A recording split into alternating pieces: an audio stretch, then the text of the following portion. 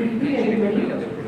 I request all the delegates to take their seat, and we are going to start with a very interesting and knowledgeable lecture by Dr. Padmanabh Keskar sir. And तशी तुम्ही बऱ्यापैकी सगळेजण सरांना ओळखताय कारण आपण रोजच सरांना भेटतोय. तुम्ही सरांची काही वेगळी ओळख त्याची गरज नाहीये, सर इतके फेमस आहेत सध्या तसे. आणि सरांचं ॲक्च्युली मी सुद्धा प्रत्येक लेक्चर अटेंड करते पर्सनली. आणि सरांचं मला एक गोष्ट जी खूप मनापासून आवडते, म्हणजे एखाद्याला नॉलेज असणं आणि ते नॉलेज दुसऱ्यापर्यंत पोहोचवणं, या दोन गोष्टीमध्ये खूप फरक आहे. आणि सर त्या सेकंड कॅटेगरीमध्ये एकदम परफेक्टली बसतात. लाईक आपण असं म्हणतो ना, सर असं प्रॉपरली सगळं नॉलेज कंटेक्ट करतात म्हणून ते आपल्याला डायरेक्टली मिळतं आणि कुठे बटन ब्लॉक वगैरे होत नाही आणि डायरेक्टली आपल्यापर्यंत पर्सेंट होतं असं मला वाटतं. आणि खरंच खूप सिम्पल लँग्वेजमध्ये आणि म्हणजे अगदी प्रत्येकाची क्वेरी सर खूप सुंदरपणे सोडवतात. आणि सर सांगतात की रीड करा, जसं सर सांगतात की बाबा मी शिकवतो, पण हे आपलं काम आहे की ते आपण कसं फॉरवर्ड करणार आहे आणि एक स्टुडंटनी कसं ते कॅरी केलं पाहिजे. हे खूप सिम्पल गोष्टी सर त्यांच्या लेक्चर्समध्ये सांगतात. A very down to earth and humble person. Thank you sir, very much sir. आणि एक रिक्वेस्ट आहे की असंच तुम्ही आम्हाला सपोर्ट करत जा. Thank you very much sir.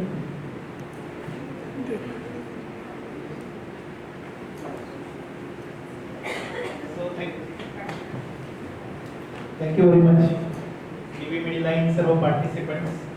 खरं तर संडे इव्हिनिंग काही खरं तर लेक्चर अटेंड करण्याची वेळ नाही. मला माहिती आहे की सगळ्यांच्याकडं फॅमिलीज आपण आठवडाभर काम करत असतो आणि आपण एकच फक्त संध्याकाळ फक्त आपल्या फॅमिलीसाठी देत असतो संडे इव्हिनिंग. तर ही संडे इव्हिनिंग सुद्धा मी तुमची आज हिरावून घेतोय. मी फार वेळ नाही घेणार, आपण क्विकली घेऊया, पण त्यातनं काही मिस होणार नाही याची मात्र नक्की काळजी घेऊया. तर 5 emergencies that may knock your door, की अशा कुठल्या 5 इमर्जन्सीज आहेत की त्या आपल्याकडं आपल्या क्लिनिकमध्ये कधीही येऊ शकतात आणि आपल्याला बरेचदा त्या इमर्जन्सीच्या बद्दल मनामध्ये भीती असते. आपण मनोमन प्रार्थना करत असतो की अरे एबी मेडिलाईनने आपल्याला इमर्जन्सी किट डिलिव्हर तर केलाय, पण तो वापरण्याची वेळ आपल्यावरती येऊ नये, की त्यातलं ॲड्रेनलिन काढून कोणा पेशंटला देण्याची वेळ येऊ नये अशी आपल्याला मनोमन प्रार्थना आपण करत असतो. पण अशी वेळ आलीच तर नक्की कशा पद्धतीने या इमर्जन्सी हँडल करायच्या त्याच आपण एक छोट्या याच्यात बघत आहोत की लेक्चरमध्ये बघणार आहोत 5 इमर्जन्सीज. तर ही एक पहिली इमर्जन्सी आहे. You have given injection PPF. So पेनिसिलिनचं इंजेक्शन तुम्ही पेशंटला दिलेलं आहे इन युअर क्लिनिक. ओके, मी कायम त्या ठिकाणी शब्द स्पेसिफिक वापरतो. So in your clinic, in your hospital.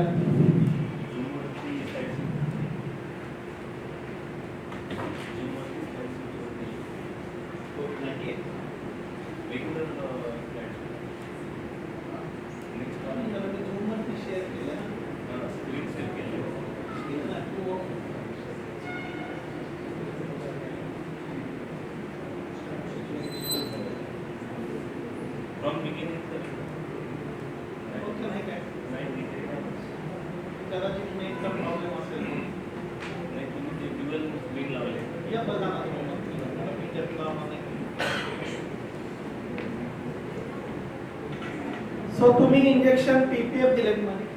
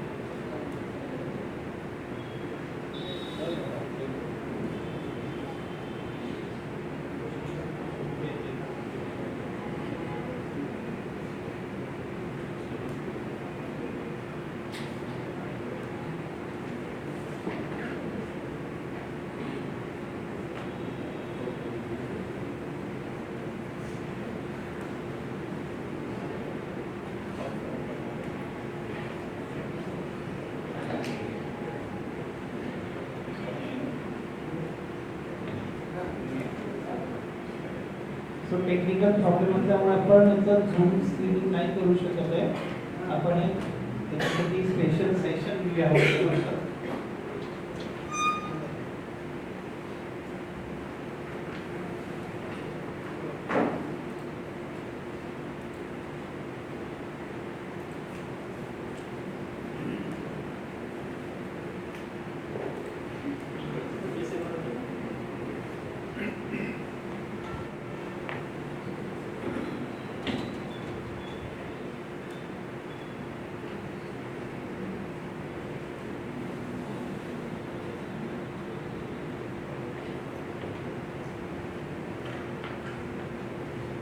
तो तुम्ही तुमच्या क्लिनिक मध्ये एका पेशंटला इंजेक्शन दिले पेनिसिलिनचं आणि after few minute he complains blackouts in front of his eyes, giddiness, restlessness, breathlessness. He has developed rash all over his body and very next second he collapses in front of you. Pulse is threading, fever with severe hypotension. What we do? आता या ठिकाणी तुम्ही इथं मी एक token म्हणून एक PPF injection, penicillin injection mention केले. You can put any injection here, like injection विटकोफॉल असेल, ओरोफरेस असेल. ज्या लोकांकडे फक्त डे केअर युनिट आहे किंवा फक्त ओपीडी आहे, तर बरेचदा आपण काय करत असतो की कन्सल्टंट प्रिस्क्राइब करतो आणि आपण देऊन टाकतो इंजेक्शन. आपल्याला वाटतं की इट्स ओके, त्यांनी लिहून दिलं म्हणजे काही हरकत नाहीये आणि काही जर का झालं तर the blame will not come on me. It is not like that. If the allergy develops to that patient, or if he lands up in anaphylaxis, or if he succumbs, then the responsibility on you, not on the prescribing doctor. ज्याने prescribe केले त्याच्यावरती responsibility राहत नाही. Just with the fees of $50 you will land up in a trouble. की त्या ठिकाणी तुम्ही injection एखाद्याने दिलंय, विटकोफॉल दिलंय, जेक्टोफॉस दिलंय किंवा एनी B12 प्रिपरेशन असेल किंवा अगदी नाही अगदी इंजेक्शन ओव्हरऑन डायनापार असेल, कुठलंही दिलंय तुम्ही, these are all injections can cause anaphylaxis in a patient. तर एक लक्षात घ्या सगळ्यात पहिल्यांदा, considering you all are family physicians or the grassroots doctors, की पेशंटला काय वाटेल याची पर्वा न करता तुम्हाला स्वतःला तुमचं प्रॅक्टिस कशी सेफ करायची याचा फक्त विचार करा.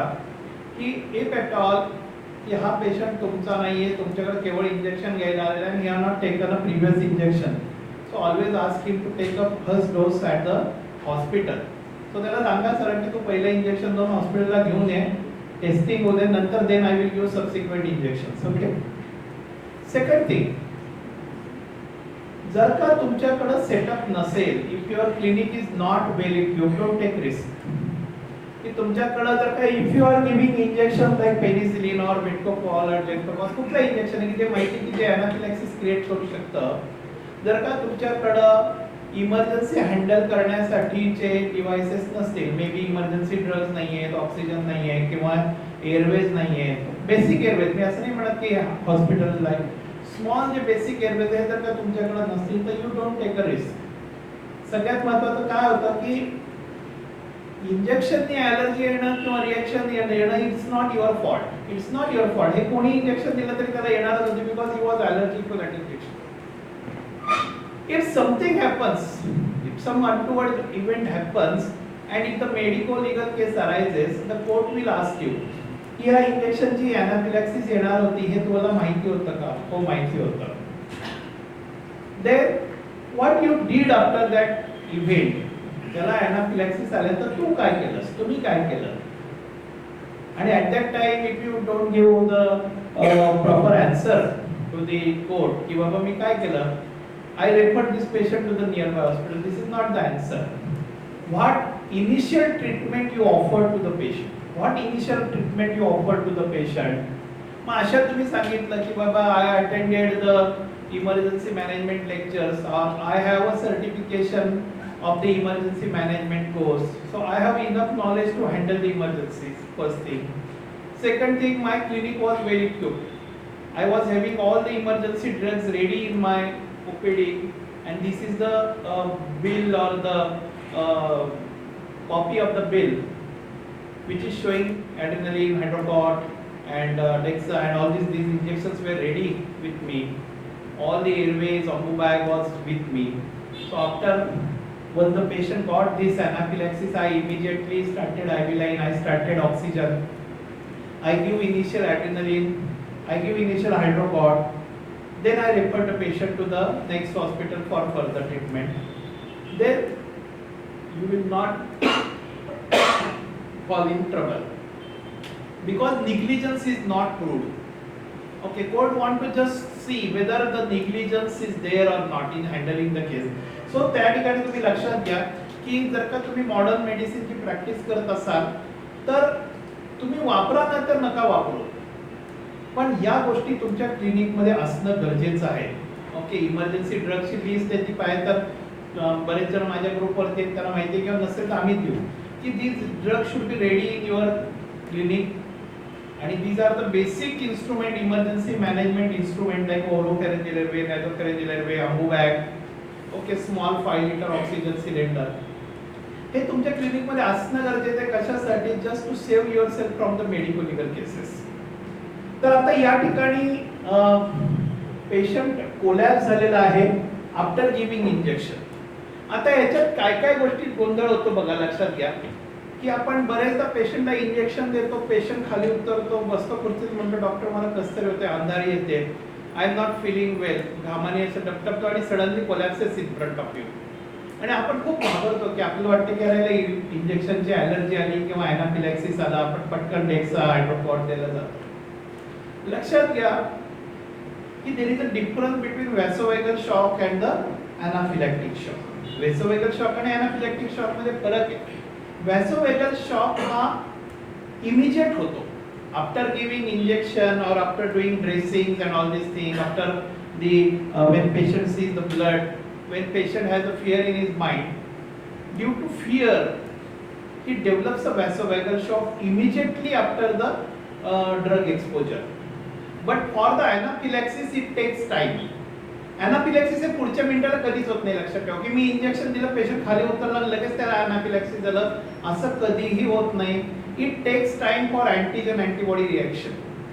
त्या ठिकाणी आधी patient these allergic, now we have inserted antigens, now there are already antibodies present in the blood, so there is a reaction and patient develops a systemic manifestation of anaphylaxis. So it takes time, maybe 5 minutes, 10 minutes, maybe half an hour, maybe 1 hour, or maybe few days. कधी कधी patient तुमच्याकडे दुसऱ्या तिसऱ्या दिवशी सुद्धा येईल. Okay, complaining of the hyper sensitive. आपण म्हणू की अरे पहिलं इंजेक्शन दिलं तेव्हा नाही झालं, now I this patient is having a allergic reaction to the drug. So it may be a late manifestation. So पहिला फरक कसा करायचा, वॅसोवॅगल शॉक आणि अनाफिलॅक्टिक शॉक मध्ये फरक कसा करायचा? पहिली गोष्ट, व्हेरी नेक्स्ट मोमेंट जर काही इव्हेंट घडला तर don't worry, it is mostly a vasovagal shock. पण याच्या उलट तुम्ही इंजेक्शन दिलं पेशंटला, एक दोन पेशंट झाले, 10-15 मिनिटं झाली आणि नंतर एक कोणतरी पळ झालं, डॉक्टर पटकन चला तुम्ही ते मगाशी इंजेक्शन दिलं, तर पेशंट मेडिकलच्या दुकानात गोळ्या घेत होता, अचानक त्या ठिकाणी कोलॅप्स झाला, त्याच्या सगळ्या अंगाला लाल लाल झाले, खाज झाले आणि तो त्याला श्वास घ्यायला त्रास होतोय. So then this is a definitely a anaphylaxis, कारण मध्ये काही वेळ गेलेला. Second thing, in vasovagal shock patient will have a bradycardia. In vasovagal shock patient will have a bradycardia, while in anaphylactic shock patient will have a tachycardia. Third thing, in a vasovagal shock you will not get any skin manifestation. अंगावरती rash येणं, खाज येणं, etching होणं असं काहीही पेशंटच्या बाबतीत घडलं नाही. Only thing is complaining blackouts in front of his eyes, restlessness and he collapses. Why? Due to reduced blood supply to the brain. There is a vasodilator, there is a vagal stimulation. Whenever patient or anybody who has a fear in mind, there is a vagal stimulation. Due to vagal stimulation there is a bradycardia, then the vasodilatation. एकदा का vasodilatation काय आलं, suddenly BP drop होतं. Suddenly vasodilatation झालं की BP drop होतं, मेंदूकडचा रक्तपुरवठा कमी होतो आणि in a sitting position he can not, his brain is not getting any blood supply, he collapses. He collapses for the good. का की आडवं झोपलं तर मेंदूला चांगला रक्तपुरवठा होईल म्हणून तो खाली पडतो. अशा वेळेला काय करायचं की सगळ्यात महत्त्वाचं म्हणजे घाबरायचं नाही. इमर्जन्सी जर का डेव्हलप झाली तर आपण सगळ्यात जास्त स्ट्रॉंग पाहिजे आणि आपण सगळ्यात जास्त त्या ठिकाणी त्या इव्हेंटला अकाउंटेबल असतोय. त्यामुळे तो ज्या क्षणाला पडला त्या क्षणाला मन शांत ठेवायचं, nothing to untoward will happen. First thing, तो ज्या ठिकाणी कोलॅप्स झाला तिथंच मॅनेज करा. तिथून त्याला उचलून बेडवरती शेजारच्या रूम मध्ये नेऊ नका. Manage this patient where he is like. First thing, तुम्ही जेवढं त्याला उचला उचली करा तेवढं अजून ब्लड सप्लाय डिस्टर्ब होईल ब्रेनचा. Just give lie down position and elevate the leg level. जर का खाली जमिनीवर पडल्या फक्त पाय त्याच्या खुर्चीवरती ठेवा आणि let him lie down on the floor. If he is already on the bed, then there is no issue. Just you can put 2-3 pillows below the leg, elevate the leg level so that the blood supply from the leg will go to the head part and patient will recover fast. हे सगळ्यात महत्त्वाचं लक्षात ठेवायचं. If patient has a vasovagal shock, there is no need of giving any Dexa, Hydrocort, adrenaline, etc. While anaphylaxis is a multi-system disease. Anaphylaxis is a multi-system disease, so the patient will collapse. There will be a skin manifestation like rash or itching all over the body. Then patient will have a difficulty in breathing. There is a respiratory system is involved. Simultaneously, patient may vomit or he may pass stool. So this is a GI system manifestation. And another thing is the cardiovascular system, that is the tachycardia and hypotension. Tachycardia and hypotension. एवढ्या चारही गोष्टी तुम्हाला दिसतील जर का अनाफिलॅक्सिस असेल तर अनाफिलॅक्सिस तुम्हाला लगेच वेगळा ओळखता येईल की अंगावरती सगळं लाल लाल लाल लाल पेशंट झालेला आहे, पेशंटच्या घशातून आवाज येतोय. Okay, that is called as stridor. Stridor म्हणजे काय? लॅरेंजियल स्पाझम होतो. There is a smooth muscle spasm, there is a laryngeal spasm and the airway get closed. So patient is craving for the air. Patient is craving for the air, and you can hear the stridor. घशात आवाज येईल. There is a wheeze. So respiratory manifestation is there. Pulse बघितलं feeble, 3D around 140, 160 pulse है. Okay, there is no volume, and the BP is around 70, 80 systolic. Along with that, there is a skin manifestation. अंगावरती rash. Yes, this is definitely a anaphylactic shock. This is not a vasovagal shock. तो पहिल्यांदा एक फरक करायला लक्षात करून घ्या की पेशंट नक्की अनाफिलॅक्टिक शॉक मध्ये आहे का व्हॅसोवॅगल शॉक मध्ये आहे. व्हॅसोवॅगल शॉक मध्ये असेल तर ॲड्रेनालिन, हायड्रोकॉर्ट वगैरे काही देऊ नका. Only thing he will get a adverse effect of this drugs because there is no need of drugs for the of this drugs in a vasovagal shock. आता पुढची गोष्ट कशी असते? Hyper sensitivity reaction, anaphylaxis and anaphylactic shock. या परत तीन वेगळ्या वेगळ्या टर्मिनॉलॉजी. एखाद्या पेशंटला तुम्ही सिप्रोफ्लॉक्सासिन दिलं आणि नेक्स्ट डे पेशंट आला म्हटलं की डॉक्टर तुमच्या गोळ्यांनी ॲलर्जी आली, अंगावरती मला रॅश खाजवतंय अँड स्मूथ टिश्यू जिथं आहे, म्युकस मेंबर आहे तिथं अल्सर झालेत, मे बी जेनायटल एरिया माउथ मध्ये अल्सर झालेले आहेत and patient has only skin manifestation. BP बघितलं तर BP is stable 120/80, pulse is okay, no problem, and patient does not have any respiratory difficulty or respiratory system is involved. So this is a hypersensitivity reaction to the drug. Here also you don't require adrenaline. Here also you don't require adrenaline. Just with the antihistaminic and the steroids you can manage the patient. Another is the anaphylaxis. Anaphylaxis म्हणजे काय? हायपरसेन्सिटिव्हिटीच्या वरची पातळी झाली. काय? Skin manifestation आलंय after giving some injection और after giving some oral medication, patient develop rash all over body, अंगावरती rash आलेला आहे. ओके, इचिंग होत आहे आणि सायमल्टेनियसली पेशंट म्हणतो की मला छातीत घरघर होते, मला कालपासून श्वास घ्यायला त्रास होतोय, there is a wheeze. But fortunately patient has cardiovascular system is intact and the patient's BP is 120/80 and there is no hypotension. There is no hypotension, so cardiovascular system is not involved. Here we can say patient is in a anaphylaxis and not in an anaphylactic shock. When we say patient is in an anaphylactic shock, patient will have a hypotension. So whenever patient has an allergic reaction to any drug along with a hypotension, then it is called as anaphylactic shock. Sometimes you may not get a respiratory symptoms. Okay, तुम्ही injection दिला and after some time patient develop rash all over his body and patient has a severe hypotension. Severe hypotension. It's a anaphylactic shock. So whenever patient has a severe hypotension along with the multi-system involvement like a respiratory, skin, GI system, then we can say it is a anaphylactic shock. And the drug of choice, can anybody tell me the drug of choice? Yes. Very importantly, we are jumping on to the D part directly, that is a definitive treatment or a diagnosis part. But don't forget ABC management. Okay. In any emergency, whether it is a convulsion, whether it is a organophosphate poisoning, whether it is a anaphylaxis, never forget ABC management, airway, breathing and circulation. आपण बरेचदा chest पेनचा patient आला की आपण म्हणतो अरे पटकन त्याला आपण पटकन सॉर्बिट्रेट देतो, डिस्प्रिन देतो, and we forgot to manage the airway breathing circulation of the patient. किंवा कन्व्हर्जन मध्ये एखादा पेशंट येतो, एखादा बच्चू असतं, कन्व्हर्जन मध्ये उचलून घेऊन येतात, पटकन आपण म्हणतो की चला पटकन डायझेपम सपोजिटरी दे, मिडाझोलम स्प्रे दे, and we forgot to maintain the airway breathing circulation of the patient, और we don't assess the ABC of the patient.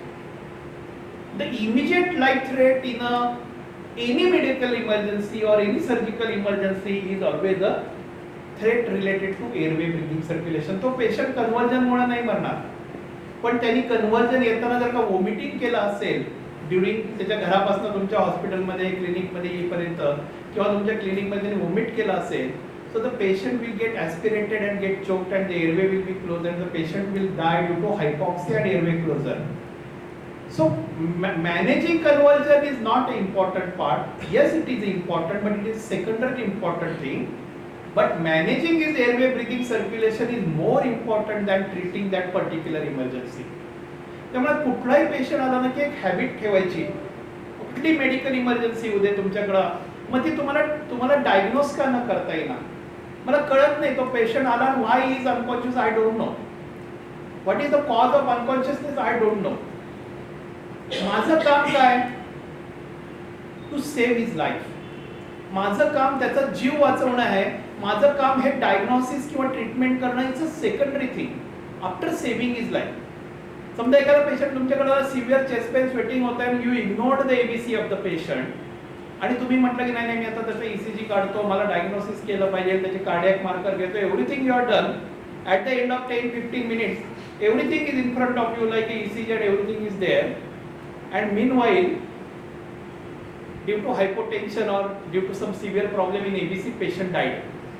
So diagnosis is ready in front of you, of the patient died. It is like operation successful, patient dead. किंवा गड आला पण सिंह गेला. त्यामुळे diagnosis महत्त्वाचं नाहीये, patient जिवंत राहणे महत्त्वाचं आहे. पेशंट जिवंत राहणे महत्त्वाचं आहे. त्याच्यासाठी एअरवे ब्रीथिंग सर्क्युलेशन वरती पहिल्यांदा काय करायचं, response. Never forget response.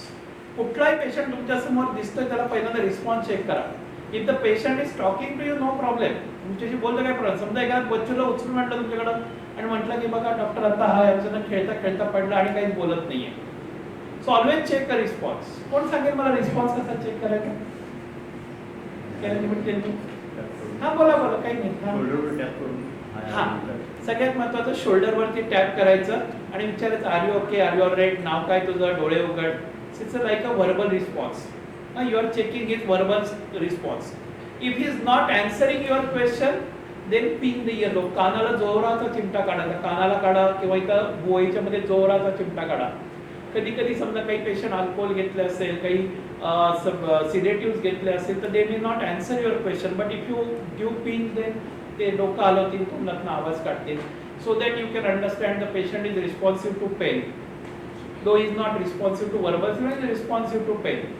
It is a more serious situation, but yes, at least his brain is working now. He can sensing the pain, means his brain is working.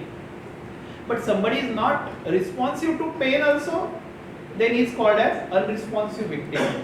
Then he is called as unresponsive victim. तो पहिल्यांदा कुठली emergency असेल तर पहिल्यांदा response check करायचा, then airway breathing circulation आणि ABC कसं manage करायचं, त्याचा एक वेगळा पूर्ण सेशन असतो. दॅट झाले नसेल तर आपण कधीतरी परत घेऊया. And then the D part will come. After managing airway breathing circulation, the D part will come and that is the definitive treatment. So here also in anaphylaxis, though you know the line of treatment is the adrenaline, the main important thing, if you are alone, first manage his airway breathing circulation. Okay, if he is not breathing, if his pulse is upset, तुम्ही जर का adrenaline फोडायला गेला आणि ते भरून घेऊन ते D पर्यंत patient Without oxygen, human brain can survive for how many minutes? 3 to 4 minutes. Yes, 3 to 4 minutes. म्हणजे एखादा पेशंट जर का त्या ठिकाणी सिव्हिअर एनाफ्लेक्सिसमुळे त्याचा जर का एअरवे क्लोज झाला, ही is not breathing, that means the brain is not getting any oxygen, आणि तुम्ही जर का ॲड्रिनलिन हायड्रोपॉट मध्ये गुंतून राहिले की दुसऱ्या कप्प्यात ठेवलं का तिसऱ्या कप्प्यात ठेवलं, काय झालं मग एक्सपायर कसं झालं, मागच्याच महिन्यात आणलं होतं, आणि याच्यात मग शेजारच्याला तुला कळत नाही का, मला कळत नाही का, याचं तो पेशंट गेला वरती दरवाजा ठोठावायला. तर सगळ्यात महत्त्वाचं लक्षात ठेवायचं की एबीसी मॅनेज करा. Second thing very important, managing anaphylaxis is a team work. Let me tell you, managing anaphylaxis is a team work. It is not the activity of a single person. So you require a team. आता तुमच्याकडे छान छान association आहेत, काही काही छोट्या छोट्या गावचे असतील, काही मोठ्या गावचे असतील, किंवा छोट्या लोकॅलिटीचे ग्रुप असतील. परत एक सगळ्यांनी मीटिंग घेऊन ठरवायचं की आता आपण ना इतके बिझी झालो ना की आपल्याकडं एवढे ग्रुप असतात आणि आपण एवढ्या ग्रुपचे मॅनेजर असतो आणि दिवसाला पुरत नाही की बाबा कुठले ग्रुप बघू, काय बघू. आणि अशा वेळेला एक सांगायचं की बाबा हा आपला ग्रुप आहे ना या गावचा, याच्या कोणाच्याही दवाखान्यामध्ये जर का काही इमर्जन्सी डेव्हलप झाली, दुसऱ्याला मदत लागली, भले त्यांनी टाकलं की बाबा इथं पेशंटला कार्डियाक अरेस्ट झाला, इथं अनाफिलॅक्सिस झाला, माझ्या मदतीला वाचायला कुठं कोणाला वेळ. फक्त ग्रुपचा नाव बदलून टाकायचं, त्या क्षणाला SOS करायचं आणि एक रेड सर्कल जो आपला इमोजी असतो त्याच्यामध्ये तो रेड सर्कल टाकायचा आणि SOS टाकायचं, ग्रुपचं नाव चेंज करायचं. हटकन एव्हरीबडी, अरे ग्रुपचं नाव चेंज झालं, फटाफट मेसेज बघतील आणि another next doctor will come to the help. तर या गोष्टी काही काही ज्या असतात त्या खूप महत्त्वाच्या असतात की एखाद्याला IV लाईन घ्यायला जमत नाही, पण आपला मित्र IV लाईन मध्ये घेण्यामध्ये एक्सपर्ट असेल, तो IV लाईन घेईल, दुसरा माणूस तोपर्यंत ॲड्रेनालिन देईल, तिसरा माणूस CPR देईल. So the team work will be started. आणि दुसरी गोष्ट म्हणजे मॉरल. जेव्हा एखादा असं मिसॅप होतो तेव्हा पेशंटचे रिलेटिव्ह राऊडी झालेले असतात, चिडलेले असतात, काय झालं असं अचानक. जेव्हा 10 डॉक्टर मदतीला राहतात तेव्हा आपोआप त्या ठिकाणी अरे हा एकटा नाहीये. So like this you should plan some this strategies. The managing emergency मध्ये फक्त वैद्यकीय दृष्ट्या खूप तज्ञ आहोत असा उपयोग नाही, आपल्याला त्या ठिकाणी पोहोचता आलं पाहिजे. एक गोष्ट याच्यामध्ये एक विद्वान माणूस आणि एक नावाडी जात असतात नदीमधनं, नदीला खूप पूर येतो, वादळ येतं, आणि मग तो विद्वान सांगतो वारा उत्तरेकडून दक्षिणेकडे चाललाय, लाटा एवढ्या उंच उडतायत. मग तो म्हणतो याचा अर्थ काय होतो. तो विद्वान म्हणतो कोणत्या क्षणाला बोट बुडू शकते, तुला कळत नाही का. तो म्हणतो मला कळतं. तो म्हणतो मला पोहता येते, तुम्हाला पोहता येत नाही. तो म्हणतो मला नाही पोहता येत. तो म्हणतो तुमच्या ज्ञानाचा काही उपयोग नाहीये. So you should be practical. म्हणजे मला सगळं थेरॉटिकल माहिती आहे पण मला त्याचं प्रॅक्टिकल ऍप्लिकेशन आलं तर त्याचा काय उपयोग नाही. तर आता या ठिकाणी पेशंट आहे आपल्याकडे अॅनाफिलॅक्सिसचा. आपण इंटरॅक्टिव्ह बेसिस घेऊया की आता खरोखरच तुम्ही क्लिनिकमध्ये तुम्ही इंजेक्शन दिलं, एबीसी मॅनेज केला फटाफट ओके. आणि अॅनाफिलॅक्सिसचं डायग्नोसिस मी सांगितलं कसं करायचं, मल्टीसिस्टीम मॅनिफेस्टेशन ओके. स्किनवरचे असतील, GI सिस्टीम असेल, हायपोटेन्शन आहे, टॅकिकार्डिया आहे, ब्रेथलेसनेस आहे, स्टायडॉर आहे, वीज आहे ओके. तुम्ही पटकन पेशंटला ए पार्ट मध्ये काय कराल बरं. ए पार्ट मध्ये काय करता येईल आपल्याला. इफ द पेशंट कॉन्शियस आला काही लागायचं नाही, पण जर का पेशंट जर का सेमी कॉन्शियस वाटला, स्नोरिंग करायला लागला तर काय करायला लागेल, सक्शनिंग लागेल. किंवा आपल्याकडे एअरवेज आहेत, नॅझोफेरेंजियल एअरवे आहे, ओरोफेरेंजियल एअरवे, तो आपल्याला वापरता येईल ओके. देन बी पार्ट मध्ये काय करायचं, ब्रीदिंग मध्ये काय करू, सिंपल काय करता येईल बी मध्ये, start with oxygen okay. Start with oxygen. आता देवकृपेने कोविड आल्यामुळे बऱ्याच लोकांच्याकडे पल्स ऑक्सिमीटर आले, कारण ते 2 वर्षापूर्वी नसते. तर पल्स ऑक्सिमीटरने पटकन ऑक्सिजन सॅच्युरेशन बघायचा, ऑक्सिजन चालू करायचा if you have with you. Then अजून काय करता येईल बी पार्ट मध्ये, सोपी गोष्ट आहे, नेब्युलायझेशन. नेब्युलायझेशन का, पेशंटला रेस्पिरेटरी सिम्पटम्स आहेत ना, वीज आहे okay, patient has a respiratory difficulty, मग कशाने नेब्युलायझेशन चालू करायचं, salbutamol, you can add Budecort okay, त्या ठिकाणी स्टेरॉइड ऍड करा. अजून काय टाकताय, adrenaline. You can put adrenaline in the nebulizing chamber. So start nebulization of all this drug. In the C part काय करणार, सी पार्ट मध्ये काय करता येईल, सी पार्ट मध्ये check blood pressure, check pulse okay. Patient pulseless असेल तर CPR, पण पल्स आहे, पण थ्रेडी आहे, फिबल आहे, हायपोटेन्शन आहे, काय करावं लागेल, IV ऍक्सेस घ्यावा लागेल की किती ठिकाणी घ्यायचा, दोन ठिकाणी आयव्ही ऍक्सेस घ्यायचा. Try to take IV access at 2 places. Okay, दोन्ही बाजूला क्युबाइडला फटाफट आयव्ही ऍक्सेस. कुठला आयव्ही फ्लुइड चालू करायचं? एनएस. येस, लक्षात ठेवा, एनएस किंवा आरएल. एनएस किंवा आरएल हे दोन आयसोटोनिक फ्लुइड आहेत which are popularly used, but the NS is preferred over the RL. And never ever give 5% dextrose. 5% dextrose कधी द्यायचं नाही, नाहीतर आपल्याला दिली डिस्ट्रीब्युटरनी स्कीम दिली 10+1 मग सगळे 11 मार्क्स डायरेक्ट D5 चे काढले, मग प्रत्येक पेशंटला D5 लावला. तर तसं नाही करायचं. D5 will cause hypotension. D5 will cause further hypotension. Dextrose 5% will cause further hypotension. So कधी हायपोटेन्शन असताना पेशंटला D5 द्यायचं नाही, हे लक्षात ठेवायचं. You have to give isotonic fluids like NSRL. किती द्यायचं? आता या कंडिशन मध्ये किती द्यावं लागेल? 1 to 2 लिटर फास्ट इन 1 आवर. 1 ते 2 लिटर फास्ट द्यावं लागेल. दोन्ही बाजूनी फास्ट फ्लुइड रिप्लेसमेंट चालू करावी लागेल इन द सी पार्ट. ठीक आहे, आता माझं एबीसी मॅनेजमेंट झालं. आता डायग्नोसिस माझं झालं, इट इज अनाफिलॅक्टिक शॉक. मग which is the first drug I will use? सगळ्यांनी सांगितलं ॲड्रिनलिन, बरोबर. तर ॲड्रिनलिन ची अँप्यूल कितीची असते? 1 ml असते. 1 ml is equal to 1 ml. 1 ml is equal to 1 mg. 1 ml is equal to 1 mg. आणि कॉन्सन्ट्रेशन किती असतं? 1:1000. कॉन्सन्ट्रेशन असतं 1:1000. जेव्हा आयव्ही वापरायचं असतं तेव्हा कॉन्सन्ट्रेशन काय करावं लागतं? 1:10,000. मग त्याला डायल्यूट करावं लागतं, पण आपण आयव्ही वापरणार नाही. हे डोक्यात एक पक्की, आपल्याला काय करायचं नाही हे आपल्या मनात पक्क लक्षात ठेवून द्यायचं. ॲड्रिनलिन कधीही आयव्ही द्यायचं नाही, म्हणजे देतात पण तुम्ही द्यायचं नाही.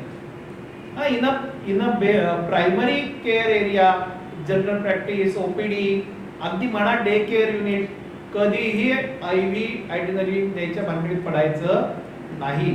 When you have a hospital ICU setup, then you can use it. आता ॲड्रिनलिन देण्याचे 3 मार्ग आहेत. कुठले? एक आहे सबक्युटेनियस, एक आहे इंट्रामस्क्युलर, एक आहे इंट्राव्हेनस. आता इंट्राव्हेनस का देत नाही? Because it has a serious side effect, cardiac side effect like arrhythmia and all these things that we cannot manage in our OPD. So it is out of question. Though even the patient is in a hospital, still the IV adrenaline is not given as a first choice in the anaphylaxis patient. उरला आता subacute आणि ion. त्यातलं कुठलं वापरायचं? Subacute. बरं, subacute का नाही द्यायचं? Yes. Patient is already in a hypotension and shock, so there is no capillary refill. There is no capillary refill. त्यामुळे तुम्ही जे काही सबक्यूट देताय ते सर्क्युलेशन मध्ये येणार नाहीये. So that the drug action will not be there. So subcut should not be given. It is the only intramuscular route preferred initially for anaphylaxis patient. मग आता ठरलं इंट्रामस्क्युलर द्यायचं. किती द्यायचं? 0.5 ml is equal to 0.5 mg is equal to half ampule.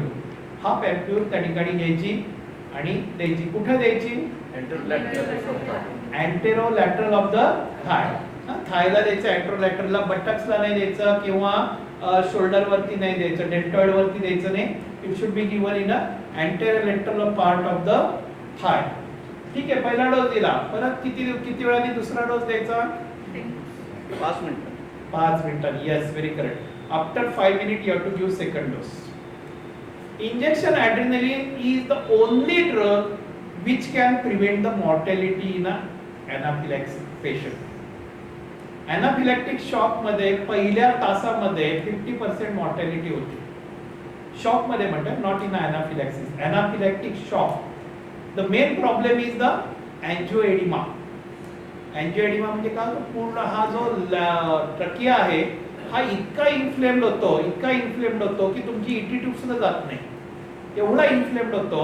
and the airway get closed, patient is not able to breathe, he cannot take a breath, he will not get any oxygen, and most of the casualty occurs within first 1 hour. Early adrenaline will prevent this death. म्हणजे हाच patient तुम्ही clinic मध्ये ॲड्रेनलिन दिला नाही आणि तुम्ही तो refer केला हॉस्पिटलमध्ये, तो तिथं पोहोचून 25 किंवा 30 मिनिटांनी त्याला ॲड्रेनलिन दिलं गेलं तर ही chances of survival reduces. So जितक्या लवकर तुम्ही पहिला ॲड्रेनलिनचा डोस पेशंटला द्याल तितकी रिव्हर्स जी होण्याची प्रोसेस आहे अॅनाफिलॅक्सिस ही लवकर सुरू होते. त्यामुळे ज्या क्षणाला अॅनाफिलॅक्सिस हे डायग्नोसिस तुमचं कन्फर्म झालं त्याच्या पुढच्या मोमेंटला पेशंटला ॲड्रेनलिन दिलं गेलं पाहिजे. जर का गरज असेल तर घाबरू नका. लोकांना भीती वाटते, डॉक्टरना भीती वाटते, ॲड्रेनलिन द्यायची भीती वाटते, पण काही घाबरू नका, काही होत नाही. जर का इंट्रामस्क्युलर दिलं it has a very less side effects. Anyway, if you don't give, he is going to die. If you don't give, he is going to die. So give it, but don't give it just on the basis of doubt. कि मला वाटतंय अनाफिलॅक्सिस आलं म्हणून. It should be the confirmed diagnosis. It should be the documented diagnosis. Patient has a multi-system disease, multi-system manifestation, skin, respiratory, cardiovascular and GI system confirm झालेला आहे. Immediately ॲड्रेनलिन द्या. पहिला 0.5 ml द्या, अँटरलॅटरल थाय मध्ये द्या. 5 मिनिटं थांबा, 5 मिनिटांनी बघा whether patient is improving. No, he is not improving. Give the second dose immediately. And if he is not improving even after the second dose, then that means he will require IV adrenaline, and the IM adrenaline is not helping. So now you have to admit this patient anyway. So the IV adrenaline will be started in a diluted form. So we will not discuss today the dosage of the IV adrenaline because we are not going to use it in our OPD. So adrenaline हे drug पक्क डोक्यात ठेवायचं. आणि adrenaline जे injection आहे ना हे photo sensitive असतं. त्यामुळे आपण आणतो आणि ठेवतो आपल्याकडच्या एखाद्या पारदर्शक डब्यामध्ये, तर most of the drug get vanished. So you have to keep it in a brown paper bag. You have to keep this adrenaline ampule in a brown paper bag. आणि ते ज्या ठिकाणी सावली असेल अशा अपारदर्शक डब्यात ठेवायचं, पारदर्शक डब्यात ठेवायचं नाही. आणि ॲड्रेनलिनची एक्सपायरी फार शॉर्ट एक्सपायरी असते, विदिन 1 year असते. त्यामुळे आपल्याला रिपीटेडली ते चेक करावं लागतं की ते एक्सपायर झाले का नाही, तर ते एक्सपायर होतं आणि पेशंट पण एक्सपायर होतो, दोघे एकत्र एक्सपायर होतात. सो ॲड्रेनलिन मग ते बऱ्याच लोकांचं म्हणणं असतं नाही सर, ते मला फोन खूप लोकांना देतात, सर ते ओरोफर दिलं पेशंटला आत्ता आणि सडनली त्याला रेस्पिरेटरी पेशंट हायपोटेन्शन झाला, थोडंसं इचिंग व्हायला लागले, काय करू. मग तू काय केलं? नाही मी त्याला आता हायड्रोकॉट दिले, मी डेक्सा दिलेले. मग ॲड्रेनलिन का नाही दिलं? नाही बघितलं की डेक्सा किंवा हायड्रोकॉटने पेशंट आउट येतोय का बघतो, नाही तर मग ॲड्रेनलिन देतो. लक्षात